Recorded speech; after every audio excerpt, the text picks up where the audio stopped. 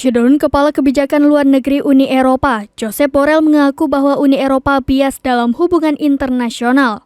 Hal itu ketika Uni Eropa jauh lebih bersedia untuk mendukung rakyat Ukraina daripada penduduk Muslim di Palestina. Kantor berita RT melaporkan pada Kamis 11 Agustus 2022. Hal ini dijawab Borrell ketika ditanya dalam sebuah wawancara mengapa Brussels jauh lebih bersedia untuk mendukung rakyat Ukraina daripada rakyat Gaza. Ia mengatakan bahwa konflik Timur Tengah bukan di bawah kendali Uni Eropa, melainkan Amerika Serikat. Menurut Borrell, pilihan Uni Eropa untuk mendukung Kiev melawan Moskow adalah bentuk kesadaran dan penebusan moral Barat setelah gagal melakukannya dalam konflik di Palestina. Amerika Serikat menunjukkan dukungan tak tergoyahkan kepada Israel, bahkan ketika rezim Zionis itu terus membangun permukiman ilegal di wilayah Palestina yang diduduki.